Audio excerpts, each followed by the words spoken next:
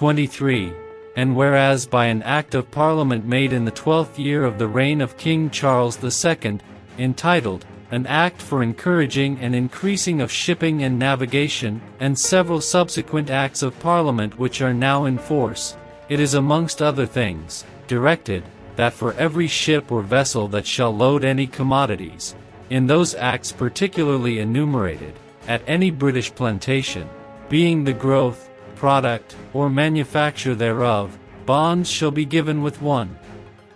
surety, to the value of £1,000, if the ship be of less burthen than 100 tons, and of the sum of £2,000, if the ship be of greater burthen, that the same commodities shall be brought by such ship or vessel to some other British plantation, or to some port in Great Britain, notwithstanding which, there is great reason to apprehend such goods are frequently carried to foreign parts, and landed there, and whereas great quantities of foreign molasses and syrups are clandestinely run on shore in the British colonies, to the prejudice of the revenue, and the great detriment of the trade of this kingdom, and its American plantations, to remedy which practices for the future, be it further enacted by the authority aforesaid, that from and after the 29th day of September, 1764, bond and security, in the like penalty, shall also be given to the collector or other principal officer of the customs at any port or place in any of the British American colonies or plantations, with 1 surety besides the master of every ship or vessel that shall lade or take on board there any goods not particularly enumerated in the said Acts, being the product or manufacture of any of the said colonies or plantations, with condition, that, in case any molasses or syrups, being the produce of any of the plantations, not under the dominions of His Majesty, his heirs, or successors, shall be laden on board such ship or vessel, the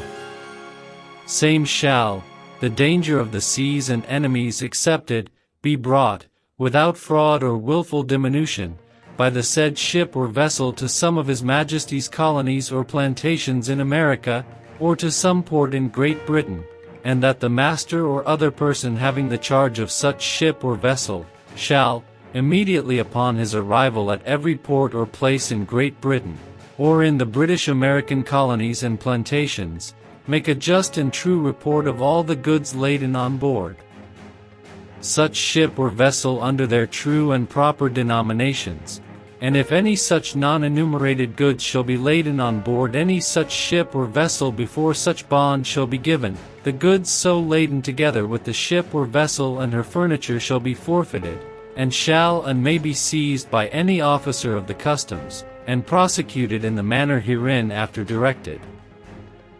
24. And it is hereby further enacted by the authority aforesaid, that every master or person having the charge of any ship or vessel shall, before he departs from any British colony or plantation where he receives his lading, take a certificate under the hands and seals of the collector or other principal officer of the customs there, which certificate such officers are hereby required to grant without fee or reward, that bond hath been given, pursuant to the directions of this or any other Act